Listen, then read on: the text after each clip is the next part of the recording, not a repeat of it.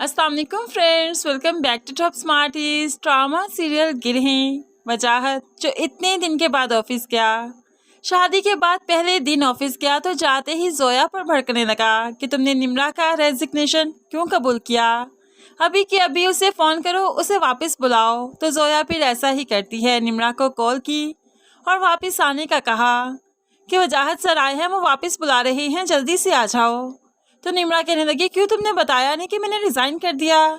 तो यहाँ पर जोया बता देती है बताया था, जिस पर मुझे काफ़ी डांट पड़ी, प्लीज़ एक बार आ जाओ।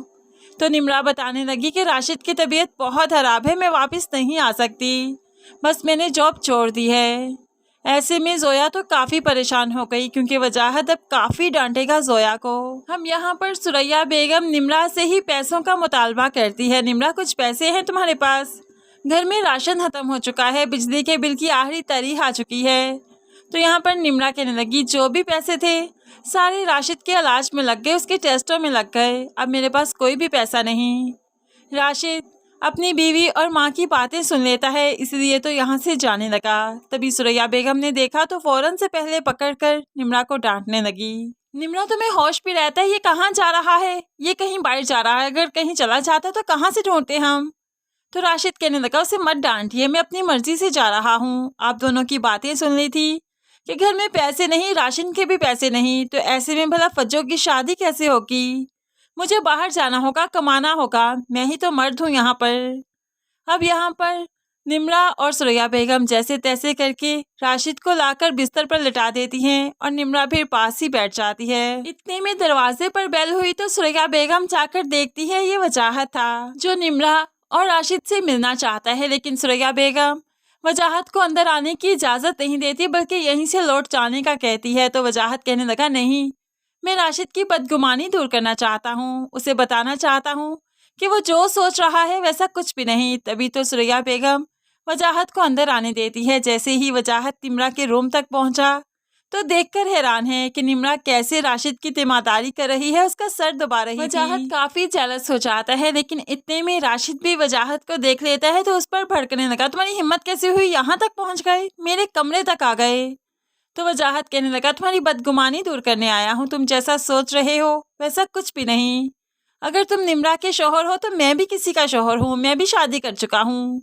ऐसे में तुम सोच भी कैसे सकते हो कि निम्रा और मेरा कोई गलत रिलेशन होगा? निम्रा बहुत अच्छी एम्प्लॉय है, बहुत ईमानदार है और मेरी कंपनी को इसकी बहुत ज़रूरत है। तुम जानते हो ना ये कितना पढ़ी लिखी है, गोल्ड मेडलिस्ट है, मैं इसको खोना नहीं चाहता। प्लीज़ इसको इजाज़त दो कि मेरी कंपनी में आकर काम करे अपनी शराइत पर, जैसा कहोगे वैसा ही होगा। अब वजाहत की बातों पर राशिद को एतबार हो गया और फिर राशिद जानता है कि घर में तो राशन के पैसे भी नहीं, इसलिए निम्रा को ऑफिस जाने की इजाज़त तो मिल ही जाएगी। दूसरी तरफ अशरफ साहिब ने जब घर आकर राशिद की तबीयत के बारे में बताया तो फौरन से पहले ज़ारा कह देती है ये वही है, वही एक है जिसने हमारा जीना हराम कर रखा है, आप लोग मेरी बात पर यकीन क्यों नहीं करते? अभी ये कहना ही था कि ज़ारा की तबीयत खराब हो गई। उसमें एक खौफ सा आ गया कि शायद उसके साथ अब बहुत बुरा होने वाला है। माँ बाप ज़ारा की तबीयत देखकर फिर से परेशान हो जाते हैं, लेकिन ये सब कुछ तो अभी तक चलता ही रहेगा। दूसरी तरफ हम देखें तो फिरोज भी एक साइको पेशेंट है। जब से उसे मालूम पड़ा कि उसकी बीवी का राशिद के साथ चक्कर था, अफेयर था, तब से वो पागल सा हो गया, बल्कि यूँ कहेंगे कि उसकी बीमारी फिर से जाग उठी है। वो तो खुद को मारने लगा, खुद पर जुल्म करने लगा और फिर सदफ का हाथ पकड़ते हुए अपने मुंह पर थप्पड़ मारने लगा। ऐसे ही शोर की आवाज़ सुनकर सास बेगम आ गई तो आकर सदफ को ही डांटने लगी, ये क्या हाल कर दिया उसे, क्यों मार रही हो उसको, मैंने अभी देखा तुम्हें। तो सदफ हैरान, मैं नहीं मार रही, वही मेरा हाथ पकड़कर खुद को मार रहे थे, मुझे नहीं पता क्या हुआ। लेकिन यहाँ पर भला सास बेगम कैसे एतबार करेगी?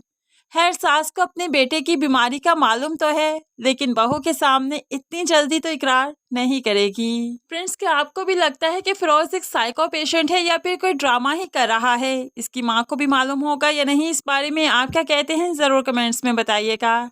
मज़ीद वीडियोस के लिए चैनल को सब्सक्राइब करके साथ बेल नोटिफिकेशन ज़रूर प्रेस कीजिए ताकि आने वाली हर वीडियो बहुत आसानी से देख सकें। अल्लाह हाफिज़।